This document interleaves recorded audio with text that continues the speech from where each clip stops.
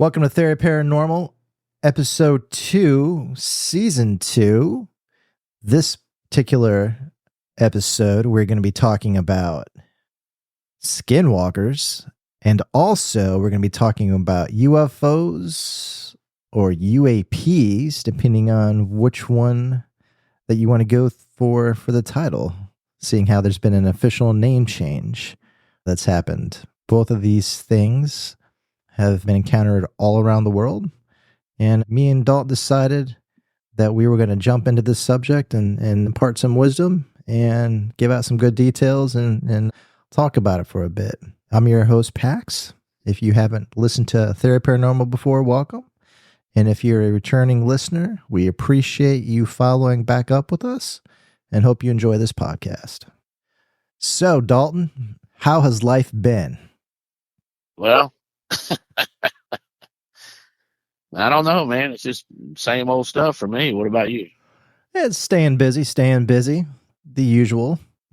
But spend a lot of time. Usual suspect. Yep, usual suspects. Spend a lot of time doing a little bit of research on a little bit of Skinwalker stuff. I have some background a little bit with UFO stuff, UAP stuff, but the Skinwalker stuff wasn't really my forte. I know of it and heard some stories and stuff, but I really wanted to dig in and see really what that was really about more so, and discover some pretty cool things.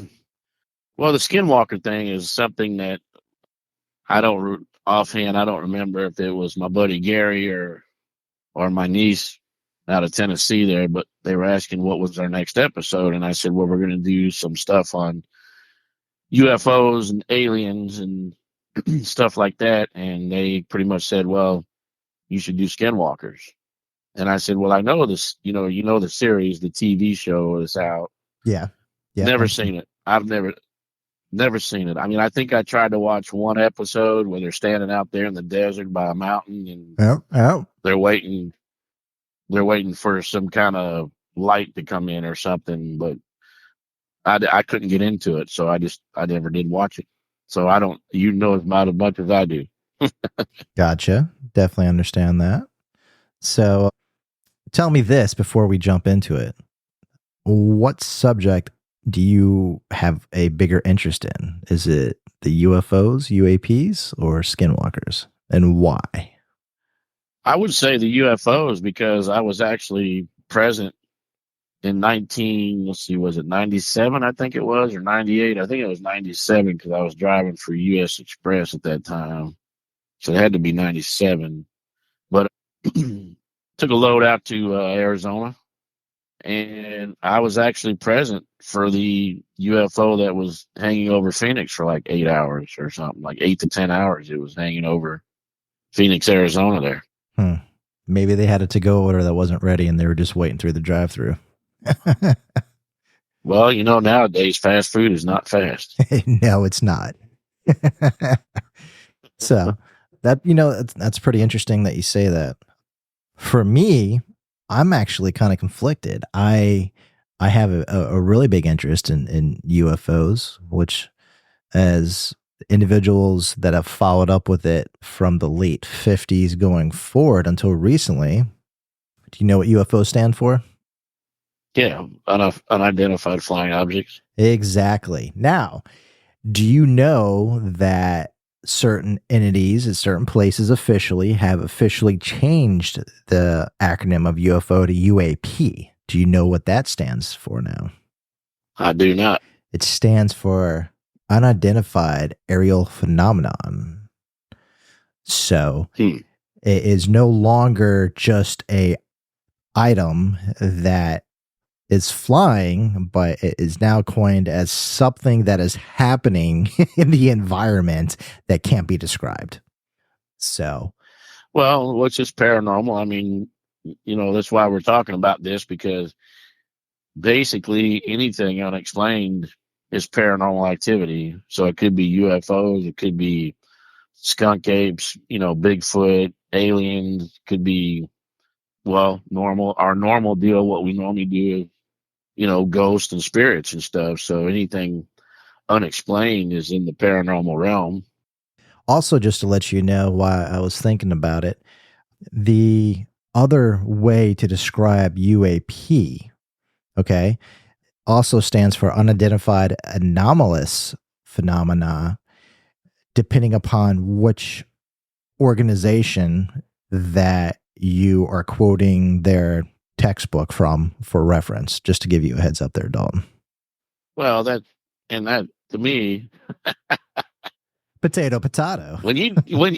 yeah, well, tomato ain't even close there. I mean, you're talking aerial, which sounds more legit than anomalous, I guess. But I mean, what's the definition of anomalous? Compared to aerial, that would be the question at hand on how you would handle saying that. I don't know who said anomalous. Which It depends on the entity that is referencing it. It looks like there is multiple ways to refer to this new definition, which goes with different guidelines for organizations. So, well, and see, anomalous. I just looked it up. Deviating from what is standard, normal, or expected. yeah. Okay, so how does that? I mean, So let's look at that. that means Aerial. that means Dalton is a UAP then, because Right. you're not standard nor what's expected. No, I'm not. Well, we're paranormal investigators. We're not normal. So, But that's my theory. but Just saying. I'm just saying that they're using the word anomalous, and when you look up the definition of anomalous, you're deviating from what is standard, normal, or expected. So, how does that tie into unidentified aerial phenomena, which is what you're dealing with when you're dealing with a UFO or a UAP? Right. It's an aerial phenomenon. It's an unexplained flying object. It's or a light. It could be a light, or it could be. Well, I think that's I mean, I think you kind of hit it right on the head there. As some individuals may be aware, other people may not. Certain entities that are nationally recognized throughout the world have started opening up the coffers and disclosing history that's been sealed away for decades of things related to the UFOs. And also with that, text documentation and also video or photos have started to been trickled out and released, different things. So it's giving no longer the perception of, hey, maybe it's just an item, or an object. Sometimes there's, from what it appears, things that are at play that are happening that have been recorded or documented that aren't necessarily maybe a solid object. So that's, I think, also why they updated the terminology, saying it's maybe no longer just a flying object, because if it doesn't look dense or it looks transparent or translucent, then hey, maybe that's something completely different altogether.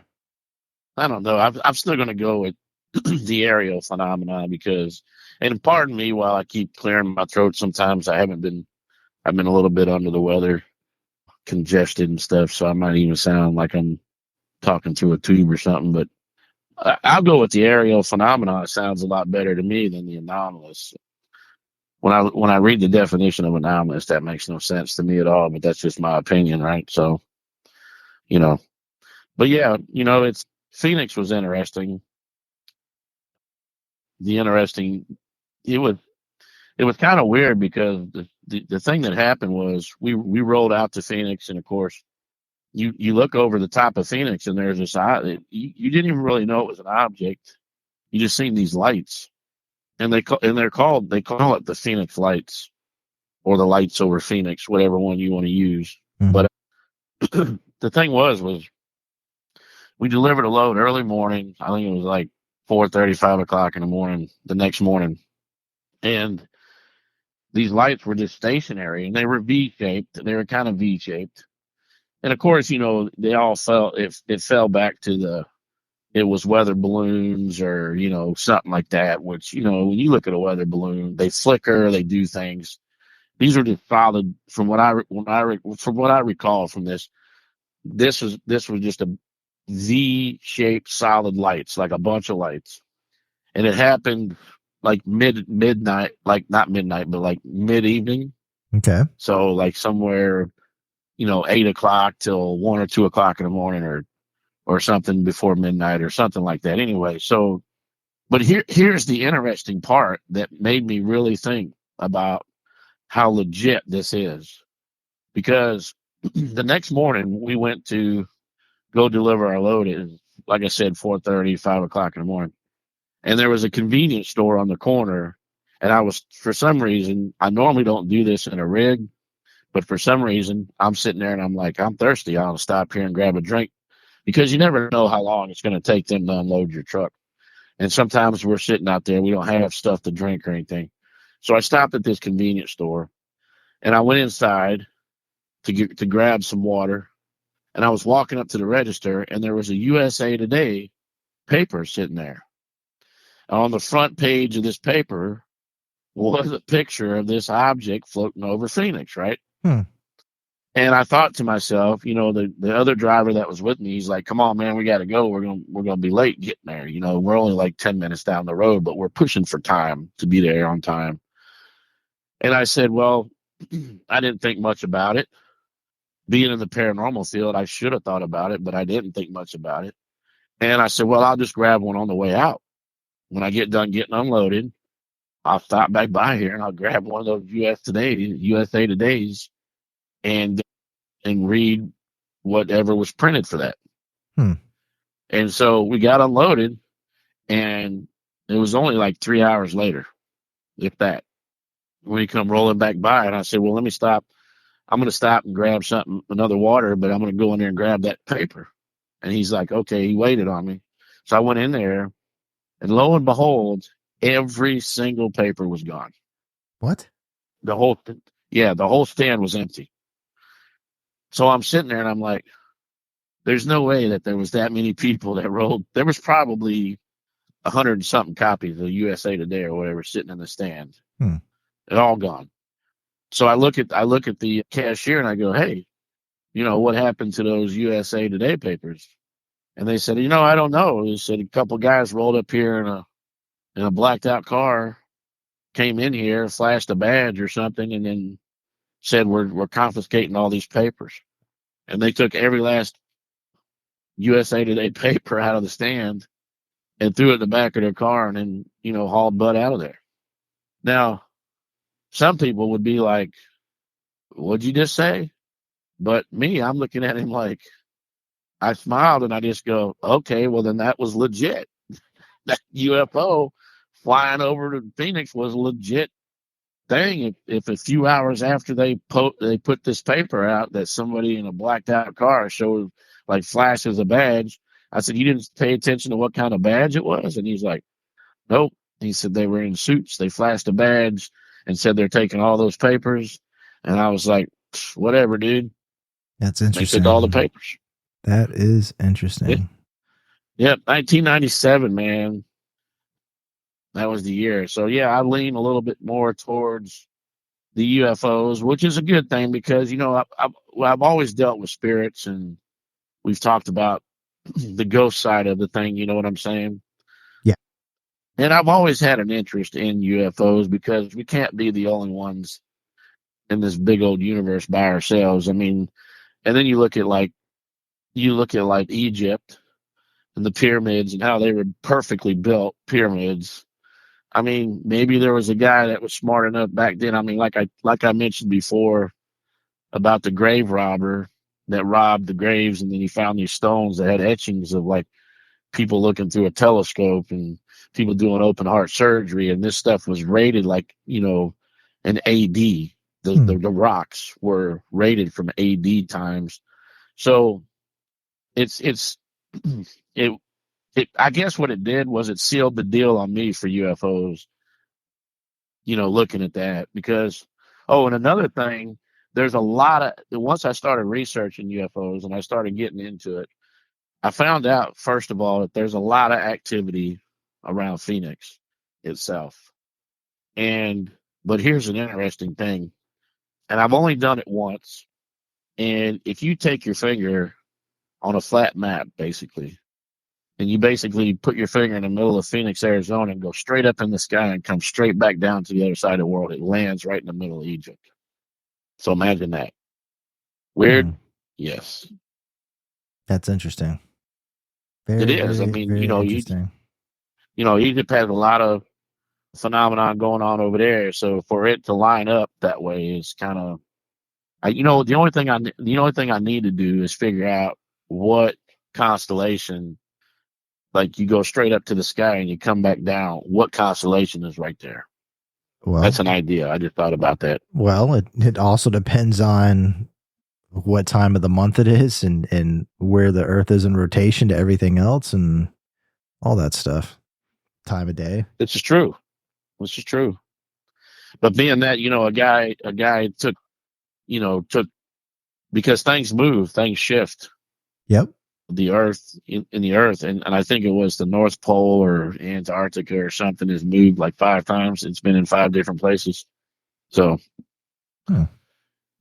there's a guy that pretty much spent his life researching how many different times that the North Pole and the North Arctic or whatever has moved, and it's been in 5 different locations. So possibility that the way the Earth shifts and everything. But anyway, we're getting into another subject here. But it's but yeah, Phoenix Lights, I think, just kind of sealed the deal for me on UFOs, and especially after somebody came and confiscated all the USA Today papers, and I couldn't buy one. Just imagine if I bought one, dude. It would have been cool to be like maybe one out of a couple of people that might have been able to have one. Yeah, that would have been ridiculous. You speak of that experience. I actually have one myself. I was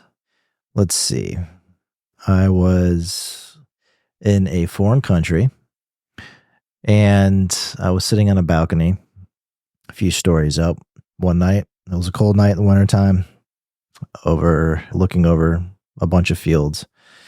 And I look up and I see these 3 dots that look like following each other, spaced out perfectly. I'm like, okay. I'm thinking they're planes. And then at the last second before I turned my eyes away, it was a clear night. It wasn't cloudy also. It wasn't rainy. It wasn't fog or anything like that. Probably about 2 a.m. Then I see the 3 lights completely all break formation and go at all of these crazy angles that no flying object that I could consciously think of could do geometry wise out of nowhere,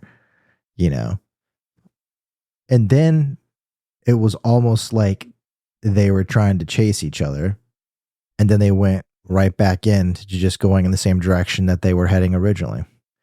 But it wasn't like over time where it was like, oh, maybe they're planes and they're, flying after each other and then they're just going back in formation.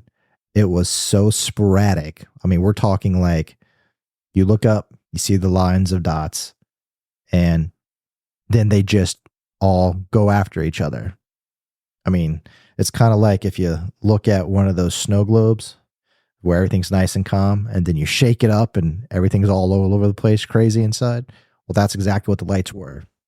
And then next thing I know, that's how it was. So it was pretty interesting. It's interesting. Well, it's always interesting. And the one thing I can't figure out, man, is why in today's technology, I mean, I can take my phone and zoom in across the road and pick up a street sign clear as day and take a picture of it. Well, and why in the heck can't anybody get a clear photo? Is it like now? And I understand. Okay, you're dealing with a UFO now. Do they realize they're being filmed and they're throwing out some kind of force field or something that's causing the picture to be blurry, or what?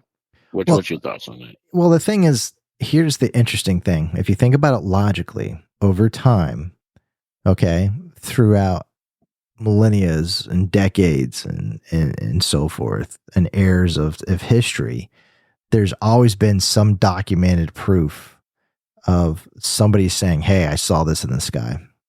And as times change and technology changes, things become reported differently, documented differently. And as the technology age has really started coming around since the late 30s, early 40s going forward, with real technology minus the camera or photography in the late 1800s going forward, that's really when you could document things and get a still photo or video, first black and white and then color. And now it's to the point to where anybody could pull out a cell phone and try to get a video with whatever they see. The thing is 9 times out of 10, when you are sitting there and you're going ahead and you see something, you are going to try and document it. But the problem is your phone is not going to be able to handle it at all. And because of that, your eye can perceive it fine. But when you go ahead and try to look back at whatever the item is, like you're saying, why can't people just get a clear item of it? Then that's when it's like, wow, this looks like junk. That's just most of the time it does. That's how it is. The cell phones and stuff like that, they're only good for 5 feet, 10 feet, maybe 30 feet max.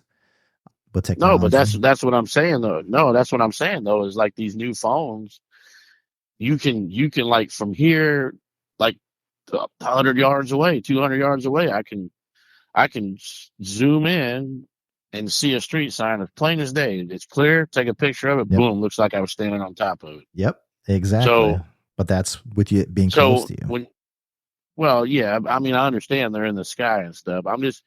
It just seems it's like Bigfoot, man. What irritates me is we know that there's a Bigfoot. We know that there's skunk apes, and every picture is blurry. It's like, come on, man. Somebody has to have a clear picture of what they're catching.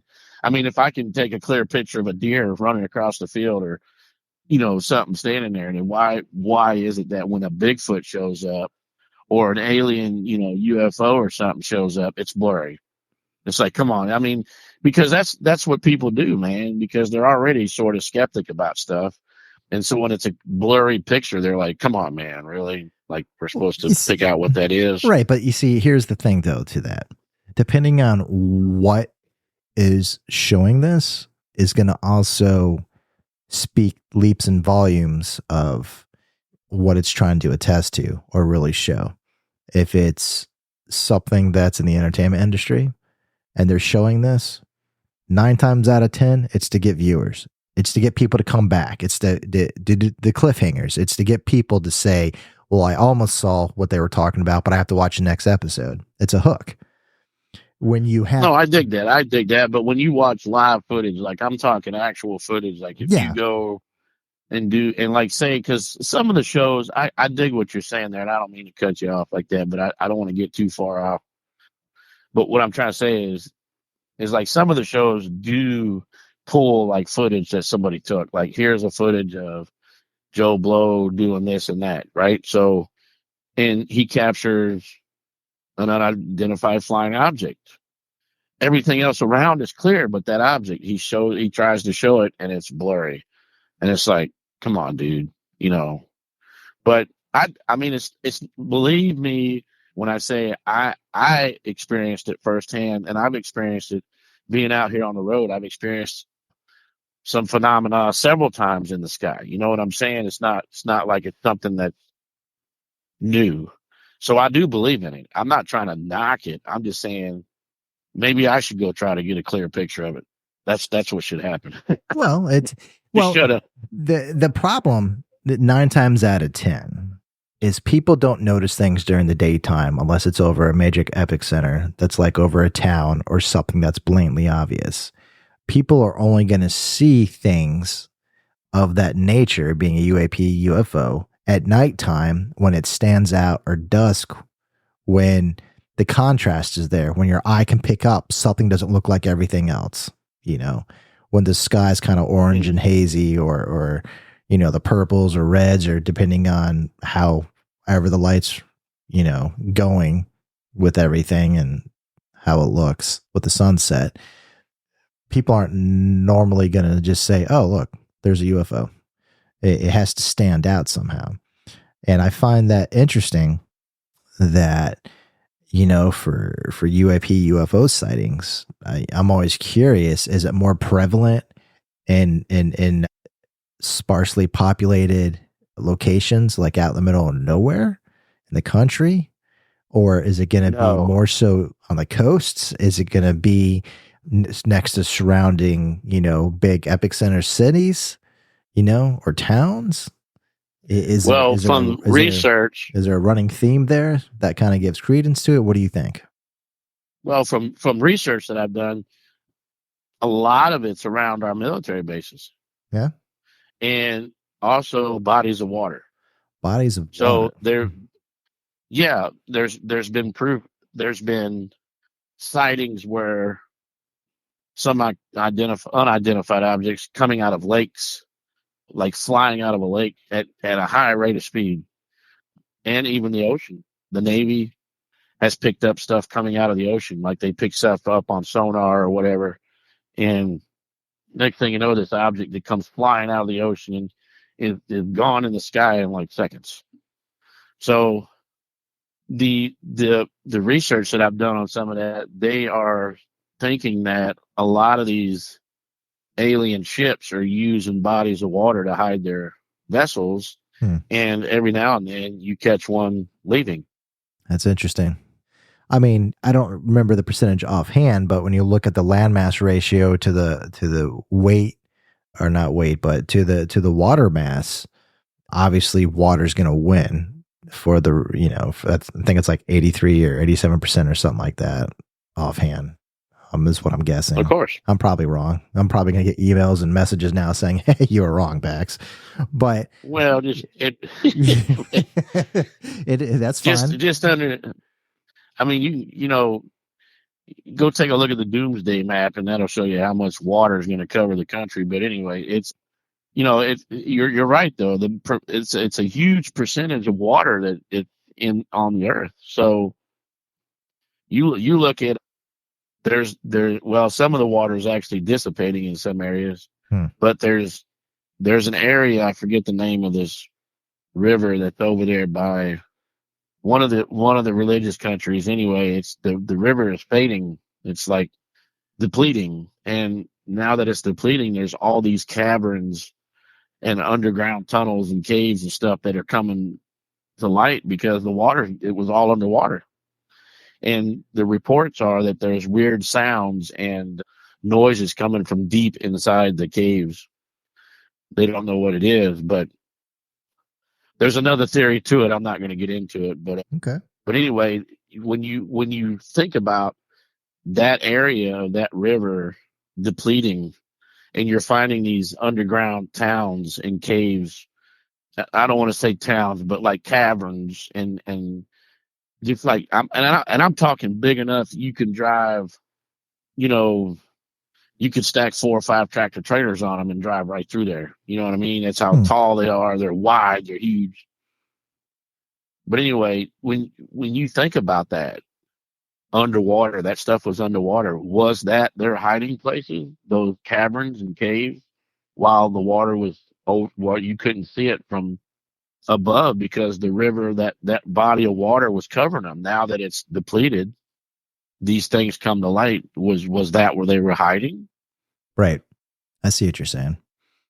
Right. So when you go around, so my whole point of that is, like, when you go around and you see, like places where water has receded or gone away, and you see a tunnel or a cave or a cavern of some sort, and it's humongous, like huge.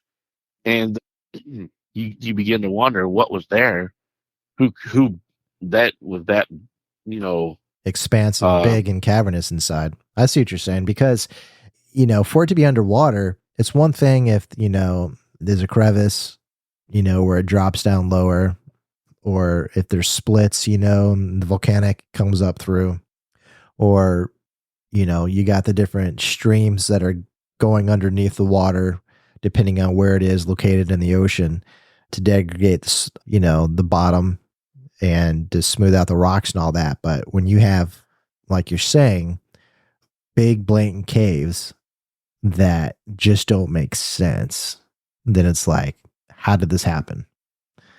And Right. is it natural? And if you ever want to, and I've located it just so you know, I went ahead and looked it up because it was bothering me why I couldn't figure out why I couldn't remember the name. It's a very easy name. Don't know why I forgot it, but the Euphrates River. Yep. So if people, we're not going to get into that, but if anybody wants to go research it or go look at it, they have pictures of these caverns that was under the Euphrates River. Now you look at the river, it's not that wide in some areas.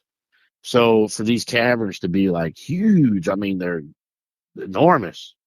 And the mysterious part of basically the river, I guess evaporating, if you want to say, it's going away. It was once a mighty and life sustaining waterway, is now drying up Oh yeah. at an alarming rate. Yeah. Well, everything over, and for the most part, the majority of Earth, except for the major landmass, which used to be all the continents put together until they broke off, everything was connected in theory.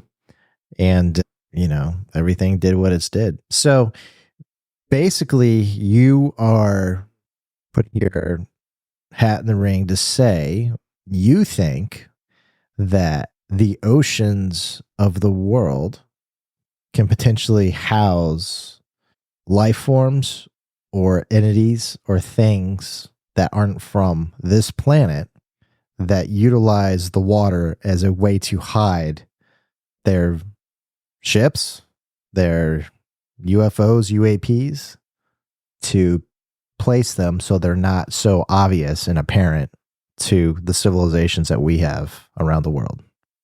Yeah, I do believe that, because think of how much of the ocean we have not discovered yet. I mean, they're talking now that, not to get into prehistoric stuff, but they're talking now like they think there's a megalodon running around, that's they find these huge sharks 13, 15 foot long, just bitten in half, and it has to be something bigger than them to bite them. So if you're trying to imagine, and the reason I bring that up is just think about it.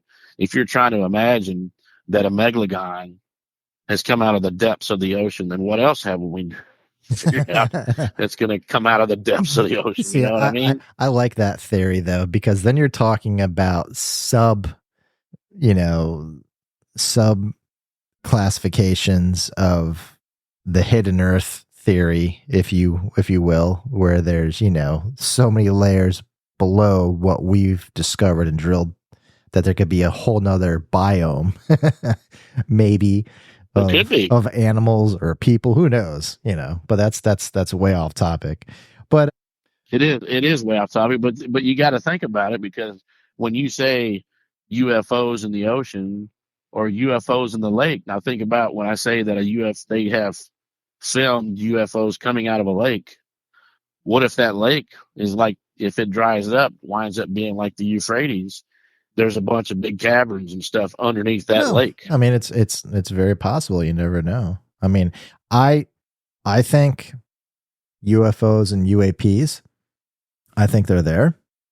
Do I think in our lifetimes we will ever get a straight answer from anybody that maybe knows more than the average person? No, not at all. No, we'll never. No, Because it would put the fear in people.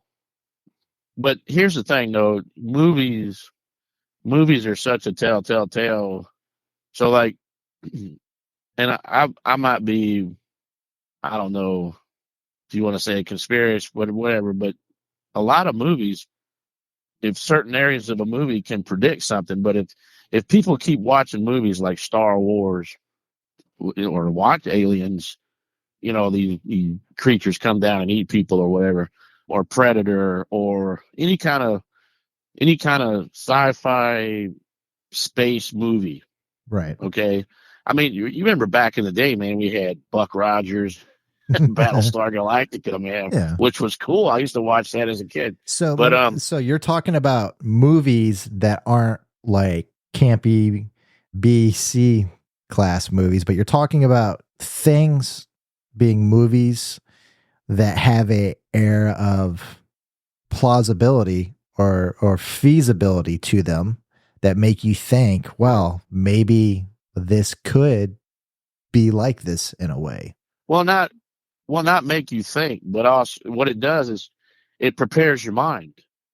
Mm-hmm. So, like, let's say, you know, let's say ghost hunters. You know, they came out, and the first part they were trying to do is they were trying to debunk the paranormal. They had to ease their way in to letting people know that, there is spirits, there's another realms, and there's ghosts and shadow people and all that, right? Yeah, to slow walk it Well, for society.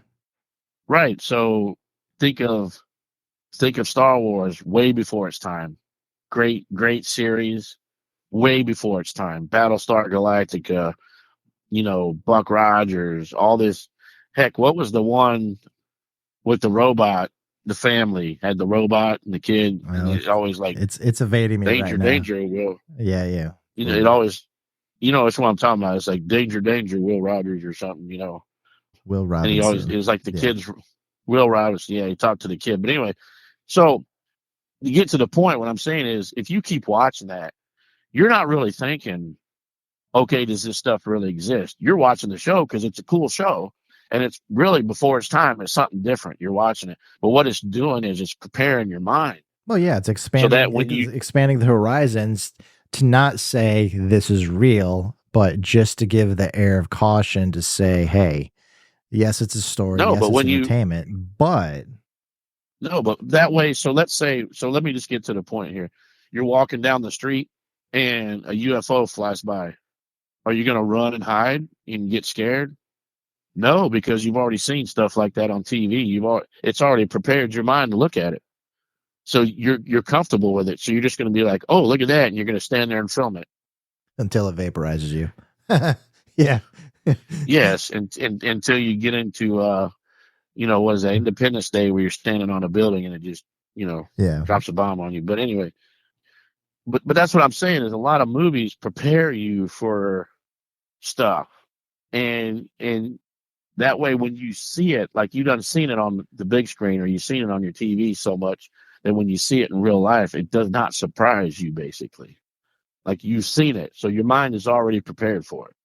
No, that makes sense. So that's my belief on now why the government can come out and say, okay, we're now everybody's kind of questioning, blah blah blah. Let's shut them up and just feed them a little bit of crap or whatever to soothe their mind. Which their reports to me, nobody was shocked. Like nobody went, oh my god, they're talking about alien life form. No, everybody sat there and watched it on TV. Why? Because they were already prepared for it. Well, it's They've been been watching something. space It's movies. well, yeah, you're right.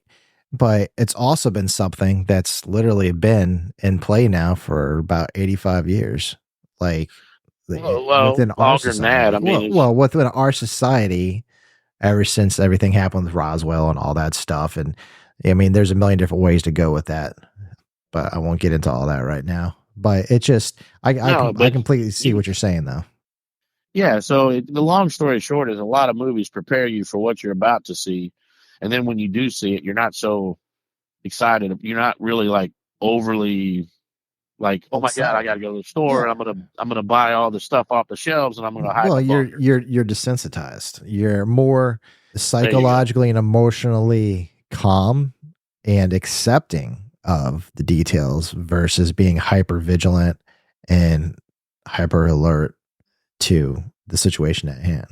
So, with all that being said on the UFOs, what's your thought process on skinwalkers? Oh, we're done talking about UFOs. There's so much to talk about. We could keep going on and make it a 12-part mini podcast series, I mean, but Well, yeah, do you know how many? So you know all the different shapes of UFOs, right? So out of let's say You've had egg shapes, cigar shapes, rectangles, diamonds, discs, fireballs, other, meaning like anything other than that. Triangles, changing, ones that change shape. And then guess what the other one is? Cigar shape. Orbs. Orbs. No, I already said cigar shape. So orbs. So out of orbs, triangle, other, fireball, diamonds, rectangles, changing, cigar, egg, and discs, which one has been seen the most? Orb. You're exactly right.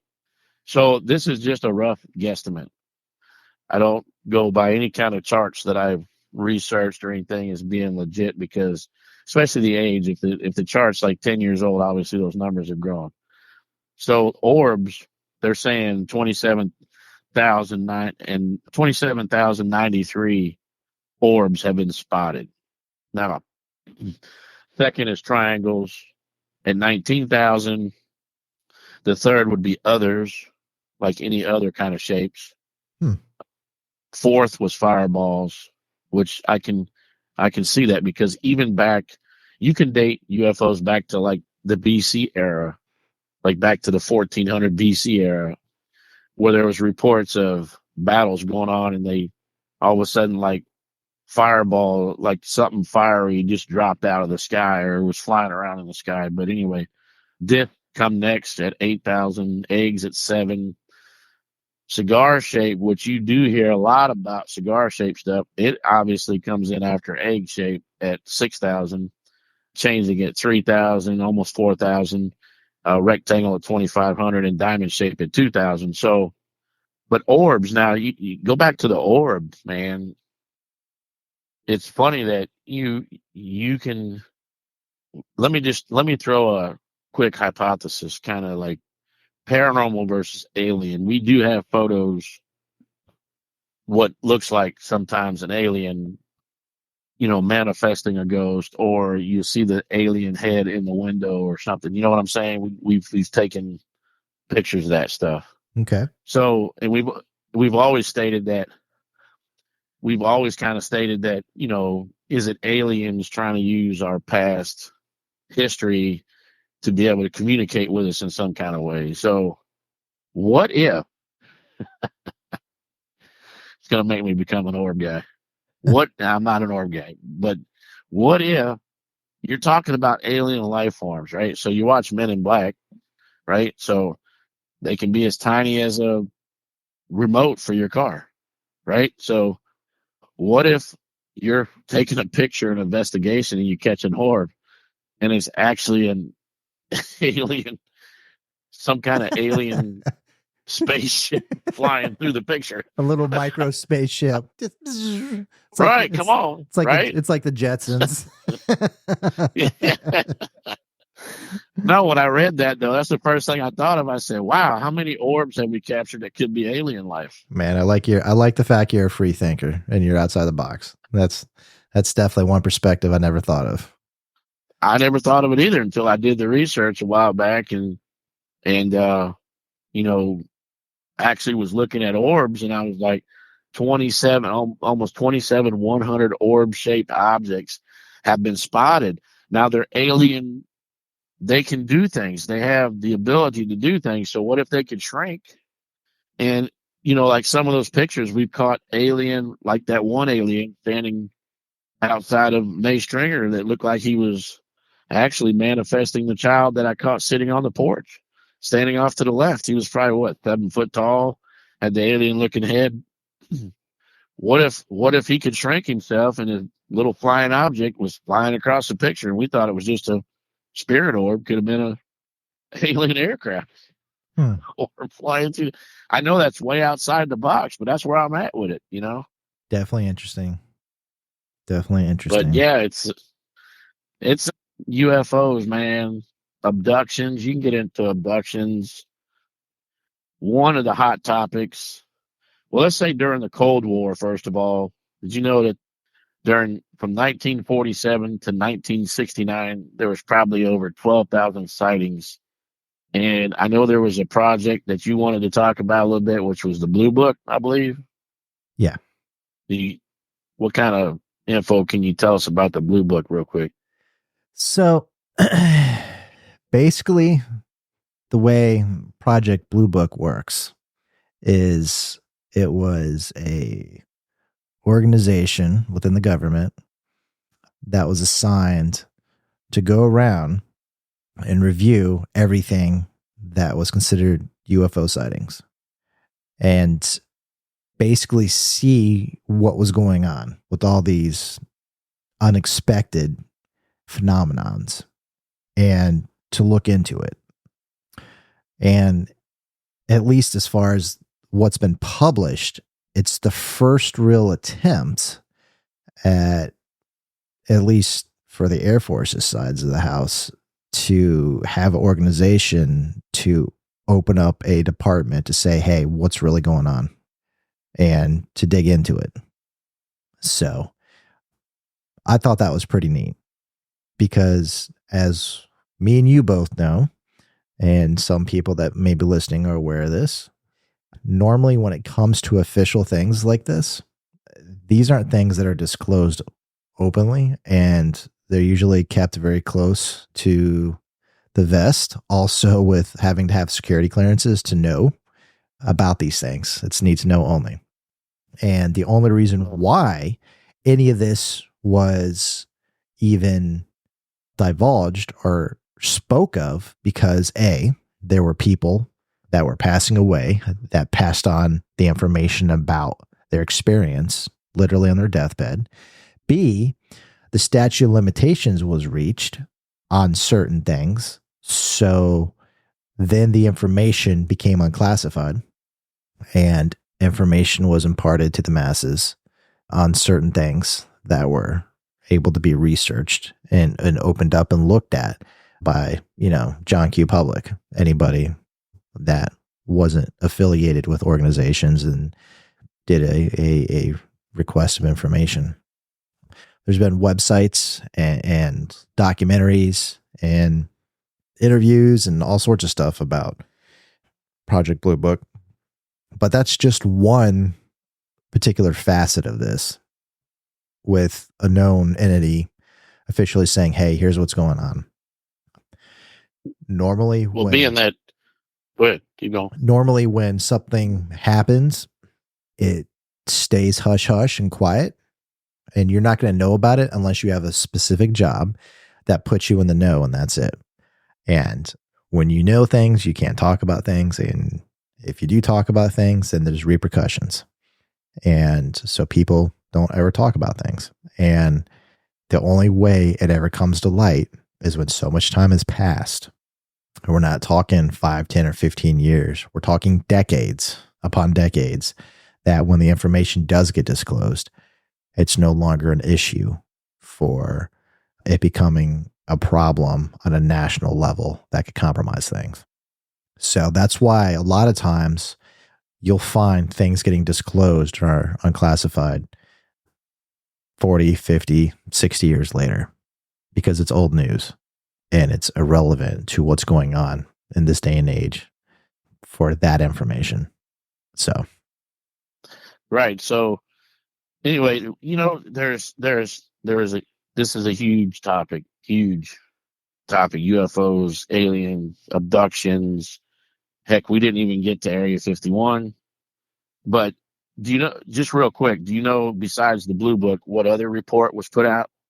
What report are you referencing? The Condon report. Oh, yeah? There was Edward Condon, I believe his name was. There was a report of 37 scientists that wrote chapters or parts for this report. And I think that if we do another episode, we're going to have to do another episode of UFOs. But oh, by the way, Lost in Space. That was that show. Thank you, Lost in Space. Yeah, that's what it was. I used to watch that one. It just popped in my head. I used to watch the Jetsons too. But anyway, so the Condon report was basically, I want to say, kind of like the end of the UFO investigation. I think it was like the Blue Book kind of started it, and then this Edward Condon created this report. I mean, I could go into it deeper, but like I said, there was 37 scientists that wrote chapters or parts for the report of the Condon report, but that's another report besides the Blue Book that was brought out. There's just so much to talk about there. Area 51 is a huge topic. So, but since we're in Nevada and we can go to the neighboring state of Utah. Because Area 51 was And located in Nevada for people that didn't know. yes, now that I'm talking about Area 51 in Nevada, we can go to Utah. Because Utah is located next to Nevada. We can go to the Uinta Basin. Uinta Basin. Yep. That's where Skinwalker Ranch is located. There you go. And now, even though I have watched videos of dogs doing weird things, walking on their hind legs like a human being, and there's actually some videos of people who actually think they caught Skinwalker, but as much technology there is, because it shows like a cat one time running across the road and is about to get hit by a car, and you could see the leg come up, and it actually transformed into a human being, and the dude just kind of walked across. It was caught on basically a CCC, what do we call them, TV, like the camera off a street, basically. Yeah, CCTV, closed circuit television. Yeah, so or video camera system. Right, any kind of, it was like a street camera, basically. Yeah. And so, but in the basin, like years ago, hundreds of years, was the Ute and Navajo tribes were the two major tribes that populated that land, that area there.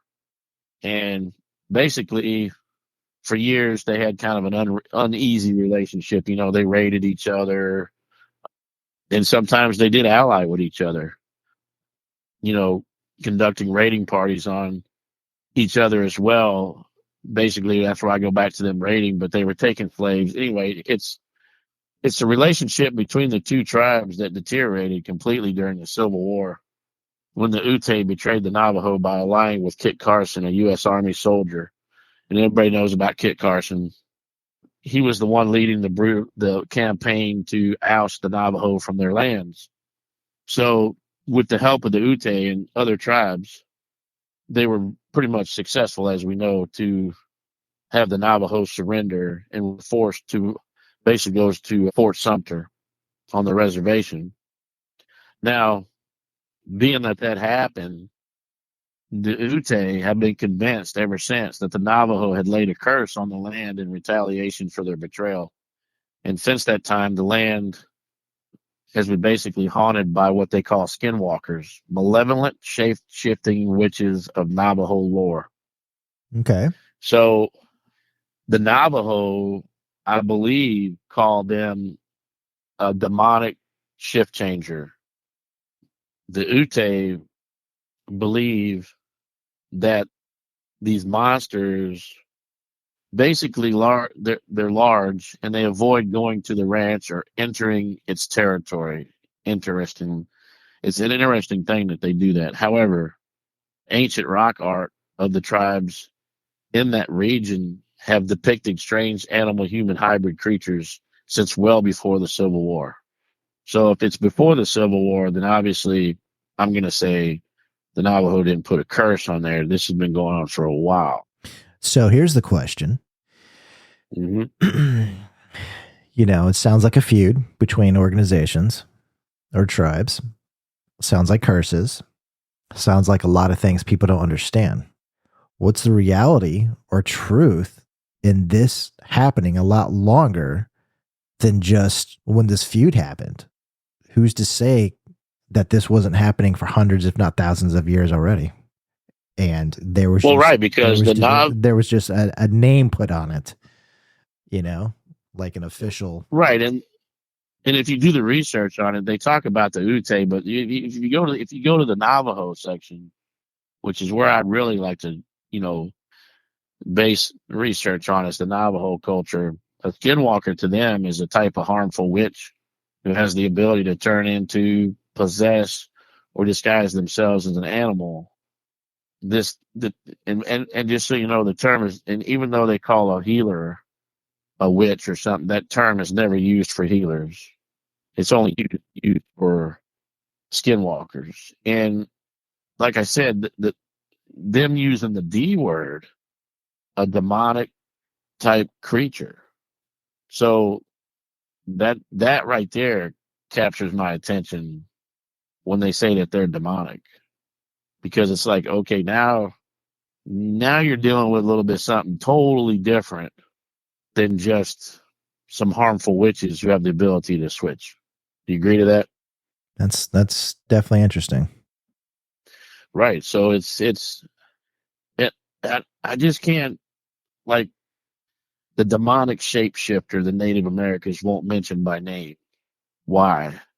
It's, there is certain demons that you don't want to say their name for certain reasons, right? You've heard about the lores and the tales of that. Oh yeah. So why wouldn't the Navajo say their name? Now, is there we start out talking about skinwalker shape shifting. Okay. But now when you start investigating the Navajo side of it, and they're saying it's a demonic shapeshifter that Native Americans, so you're not talking just Navajo, you're talking the whole Native American tribe, basically. Wouldn't that be what that means? Then that Native Americans won't mention by name. Well, Native Americans inherently, that's just a coin term of obviously individuals regionally, depending on where you're talking about. There's tons of tribes all throughout American history. That's what I'm saying, though. So you're not just saying that the Navajo is not going to mention their name. Right. They're saying that Native Americans themselves, which means all tribes, Right. won't mention Yeah. the name. And if they don't, I'm sure there might be different verbiage depending on what tribe that you're following up with, because, they all have different dialects and the way they speak, and each have their own histories with respect to, their culture. I wouldn't be surprised if with every single Native American tribe that if they did not have the same word for a skinwalker, if they had a word that was similar for the same meaning, but from a standpoint of what it represents, something I'm curious about is it going to be the same for every tribe, or is it not going to be the same? Or is there going to be a varied of opinion, I just don't know. That's just the way I'm looking at it right now. Right on. And that's the thing, because all right, so the skinwalkers are shape shifting witches that disguise themselves as deformed animals like wolves and bears. So wolves and bears. Wolves are dogs. So it's funny that when I watch these videos of these dogs and people filming their dogs doing like human stuff, like walking on their hind legs, and then like this one video, the dog's walking around the house on its back legs like a human being. And then it comes around the corner and notices its owner sees it, and he drops down on all fours and just stares at him like, "Oh, you caught me." But That's unnerving. the You walk in, what I'm saying, you walk into the kitchen, and your beloved pet cat or dog sitting there cooking eggs, making breakfast, making some OJ, and you walk in, then they go down and they're like wolf or meow, like whoops, they've been busted. right? And they do have one that the dog was in the refrigerator, standing on its hind legs, like it opened the refrigerator door. The owner walks up to walks up to the kitchen door area that you see coming out of the living room or whatever, and he's filming, and he walks over, and you see the refrigerator doors open, right? Yeah. And he just goes, "What are you doing?"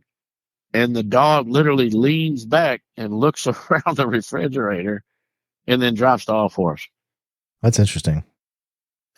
And then you got some that are capturing these dogs that actually have a human type facial feature to them. What, Like smiling? the smiles, the eyes, like the eyes are real human like, they're not dog like. It's almost like they haven't fully transformed into the dog, which is kind of weird.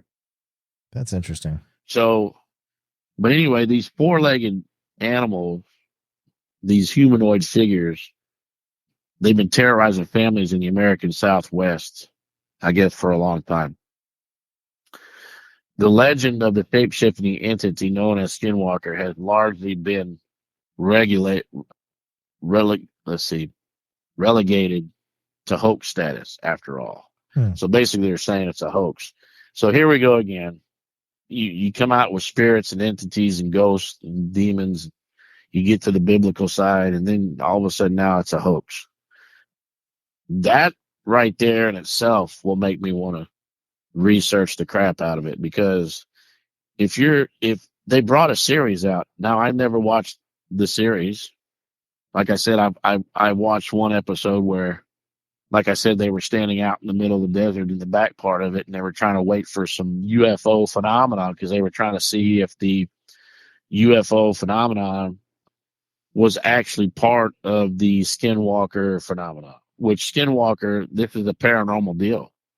So for somebody to say that it's been relegated as a hoax, I don't know, because you're talking about Native Americans, man, and Native Americans, like they believe themselves that they have, let's say you have Walking Eagle. Well, where'd he get his name from? Well, he's a walking person, but he can shapeshift into an eagle and fly.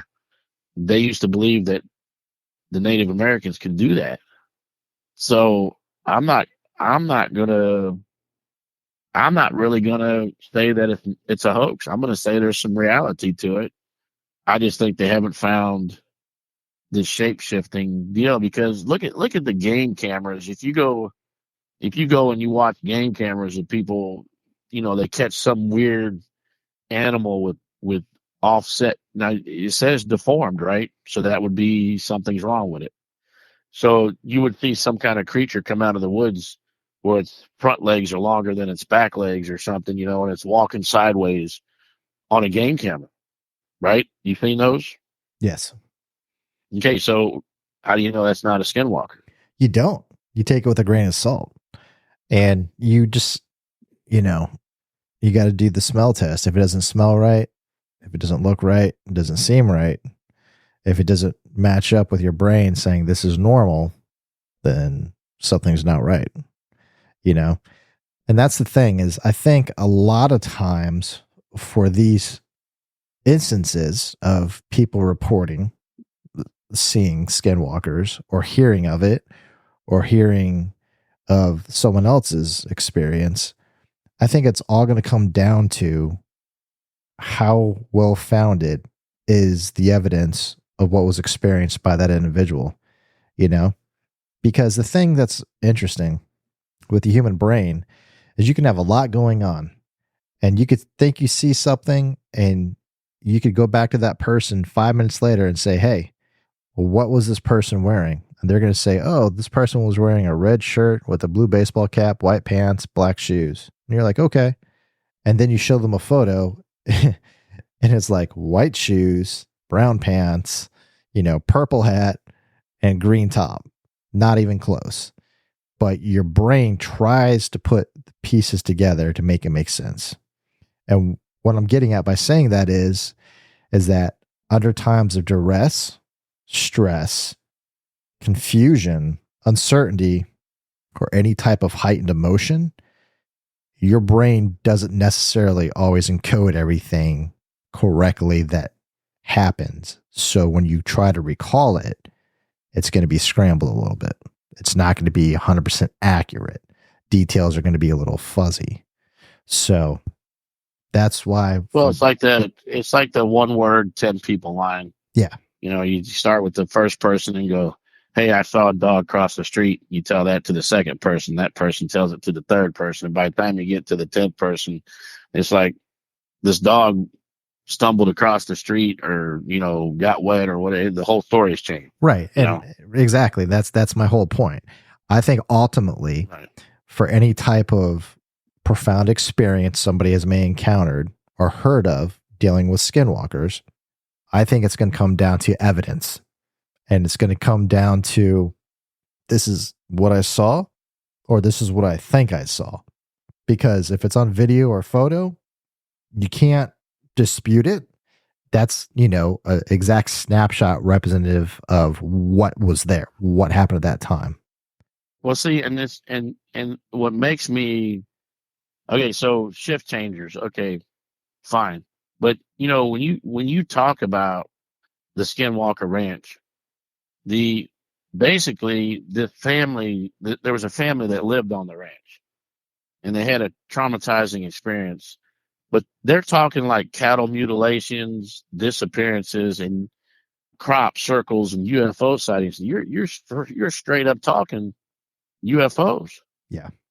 I mean, everything that you just mentioned, that I just mentioned right there, that was in that research: cattle mutilation, disappearance, that'd be abduction, crop circles.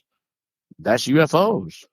So could it be aliens running around there shape shifting into animals to try to, get closer to the human people? I don't Could be. know. Could be recon. They could be trying to assimilate to Could be see what's going on, Who knows? right. And being that I think that property is near a military base. They're not too far from a military base, I believe, because I remember I did watch part of that episode. I think they had some military jets that were flying over, and the guy was calling them out like those are military planes. Those aren't UFOs. Well, I'll say this. I actually watched all that series. I am a logical, scientific person. A big, big part of me is that way. I still have the what if scenario also side of me. But for the things that they presented, it was very thought provoking and gave different scenarios on why things that were happening on certain levels could be presented that way. I'm not going to get into the details because I don't want to ruin it for anybody that hasn't seen that series. It's definitely a pretty cool series to watch. But I will leave it at this. There are things naturally occurring in the earth and the environment that happens that can change or distort perceptions on many different levels, rather it's interpersonal, rather it's visual, rather it's auditory, rather it's smell, or rather it's using technology.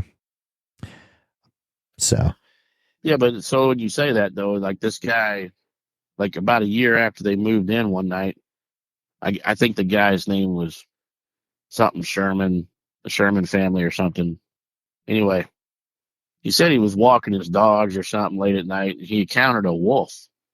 Now this wolf was no ordinary wolf. It was like way bigger than a normal one, and it had glowing red eyes. And basically, it was unfazed by the three close range shots that he blasted in the side of it. I guess he tried to shoot it, and he said it was unfazed. Now this is basically, I guess, how it started with them questioning, like, what the heck was that? Like, first of all, I'm surprised that you tried to get close enough to a wolf that's way bigger. I think it was like 3 or 4 times bigger than a normal wolf, which if you know the normal size of a regular wolf, those dogs are big. oh They yeah, stand yeah, tall. yeah, they are big. I mean, if you took a full size German Shepherd, okay, I mean, we're talking, little over 4 foot, maybe 3 foot high max for a German Shepherd. Wolves can easily, a real 100% pureblood wolf can easily tower that dog for Yeah, they're stature, They could be for 4 foot. width. Yeah, for width, for height. I mean, they are, I mean, it's been a known fact. All modern dogs have been descendants of wolves. Well, of course, they're all this, and even wolves are descendant of something. Yeah. So, but I know where they're going with that. You want me to tell They're you what talking about you want me to tell you what they're descendants from? what? The technical term is a wolfy mammoth. Get it? Wolfy mammoth? Never mind. Bad joke. Mm-hmm. A wolfy man. Yes. Okay. I'm surprised he didn't say veal, but anyway, so I know what they're getting at with that. That he encountered So this thing is 3 to 4 times bigger than a normal wolf. So he encountered a shift changer. He encountered like a werewolf, Yeah. basically. So, I mean, what are werewolves? People that turn into wolves, right? So are they skinwalkers? Is the whole myth of werewolves from the vampire days, because vampires were real. They say that werewolves, they have proof that werewolves were real. So are we talking werewolves from back in the Transylvania days? That's that's a skinwalker? That's interesting. I mean, could be. I mean, I'm not going to name any names, but when you follow certain movies that became a cult classic and hit for a while, you know, that was the running theme, the vampires versus the wolves, you know. It Of course. maybe that's where that lineage of thought process came from for that whole story plot. So, you know, I think ultimately the aspect of a skinwalker is something that is very intriguing and interesting. 9 times out of 10, if you think about it and you think of various phenomenon or paranormal things in the world, it's usually dedicated just to one particular entity. You know, it could be Bigfoot, it could be the chupacabra, it could be, you know, different things around the world, but it's always just one thing. With the skinwalker, you're talking about something that is the ability and to embody transforming itself into different things. Well, and I've never heard of anything else to this date of one particular item that's related to the paranormal that can shapeshift, except for that. So werewolves, the only thing that's that was unique. right. So that's what I'm saying though. When you talk about these shapeshifters, these Native Americans turning themselves into wolves, would that fall in the lines of where the tale of werewolves come from? People actually seeing werewolves meant like they shot a werewolf and when they went, it was a dog, right? They shot it. They walked over to it. Now it's a human dude sitting there, laying there on the ground, right? Dead. So did they kill a skinwalker back then? Is Hmm. that the lore of werewolves? Does the actual lore of skinwalkers fall back to the lore of werewolves? Makes you think, don't it? Interesting. But Very, very some interesting. traditions, right? But some traditions believe the skinwalkers are born from benevolent medicine man who abuses indigenous magic for evil.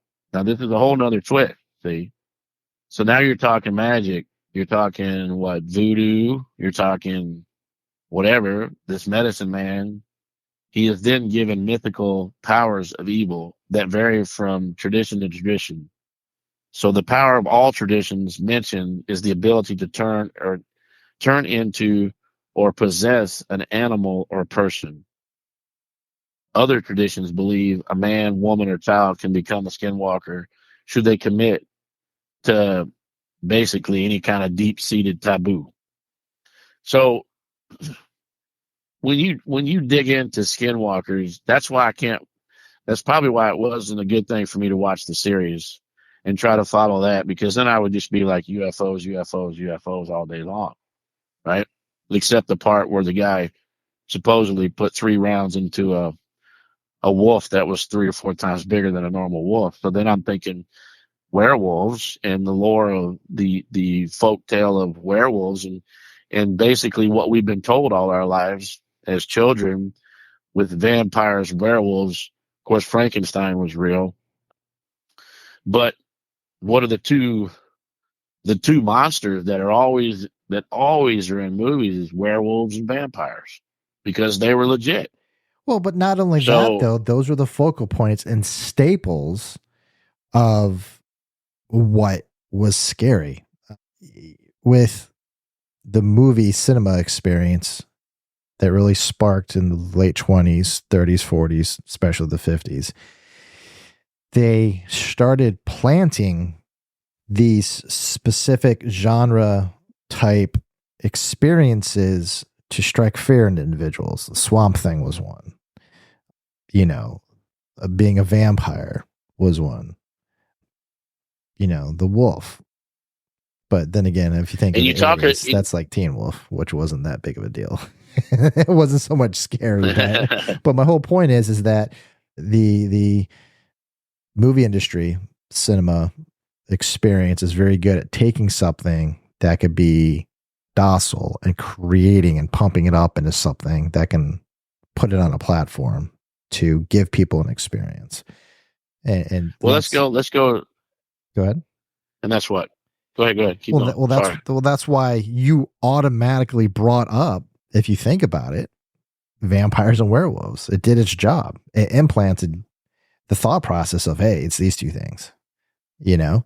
Well, I look at it that way because vampires and werewolves were legitimately, especially vampires, were actually a thing. I mean, Dracula was an actual real person. Mm. So, but when you talk about so here we go again, skinwalkers, werewolves. Okay, how do you kill a werewolf? Very carefully. With a silver bullet, right? Silver bullets, right? That's the lore. That's the lore, right? But here's what I'm getting at. So skinwalkers are described as being mostly animalistic physically. Even when they are in human form, they're reportedly near impossible to kill except with a bullet or knife dipped in white ash. You see, but that's lore though, and that's where I think a lot of the paranormal theories or stories or lore or history come about is putting information out, and then it changes over time. And depending on what, no, it hasn't changed. It hasn't changed. Right. You're talking about killing. Okay. So what I'm saying is though, is I'm trying to put skinwalkers and werewolves together because now I'm really thinking about that. Like okay, now I find a part in a section of research that I've done that says that they're near impossible to kill. A werewolf's near impossible to kill except with a bullet. Okay, so now they're talking skinwalkers are nearly impossible to kill except with a bullet. That's how you kill a werewolf, is with a silver bullet. So there's nothing. So that's what I'm saying, I'm just trying to say that this story about a skinwalker, they change into wolves and bears. Now you're talking. Let's say now I brought up the point of werewolves, right? Where is the legend of werewolves actually talking about skinwalkers back then? And you could kill both a skinwalker wolf and a werewolf with a bullet. You see where I'm going with that? Interesting. So that's what I'm saying. The more you dig into it and the more research that I've done on it, it's crazy similar that the Native Americans transformed into werewolves. Basically, they're wolves. They're wolves. Let's just say wolves. And of course, it's a human being transforming into a wolf. So that makes the wolf bigger than a normal wolf. The red eyes, we've talked about that with shadow people, where certain shadow figures have different colored eyes, or even spirits trying to manifest themselves would have different colored eyes. And that we didn't really feel like the red eyes really, when you see red eyes, okay, everybody's like evil, demonic, whatever. That's probably why they figured that they're demonic, because they have this guy tried to shoot one and it had red eyes. So, but technically the red eyes could have been like, if you were shining a flashlight, you shine a flashlight at an animal's eyes, it changes colors. Yep. Or yep. And that's because just the way it is. But I get what you're saying. Everything that we're speaking of about everything with Native American culture and so forth is strictly, mine and Dalton's theory on what we've researched into and opinion. There's no way, shape, or form that anything that we've stated is the de facto 100% truth or 1% truth of what it is. So I just wanted to put that out there, that we are just imparting things that we've learned and tying in different things to share this experience. So yeah, we put it out there all the time. That's why we call ourselves Theory Paranormal. It's our theory. It's our experiences. And obviously the way that I'm trying to say this is that when I had started researching skinwalkers and learn what they transform into, learn what the family has run into, basically, besides the different languages the guy heard and stuff, but he ran into a wolf that was 3 to 4 times bigger than a normal wolf. First thing in my mind is werewolf. I mean, werewolves were huge. So I don't know why I thought about that, but everything I started researching about, I just kept thinking, wow, that ties into the werewolf legend or lore. Yep. And so that's why I was just kind of like bringing it out. Like, it doesn't have to be a fact, but it does make you think. Is the legend of the werewolf actually a skinwalker?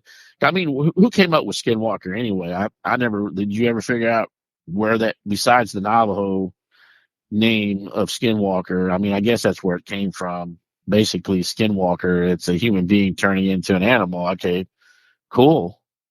But why wasn't this ever brought out before? Like, Well, it's a cultural you're thing. talking. I would speculate it was a cultural thing, like an urban legend or lore, and it's not something that you would generally just put out there. I mean, I can only speculate.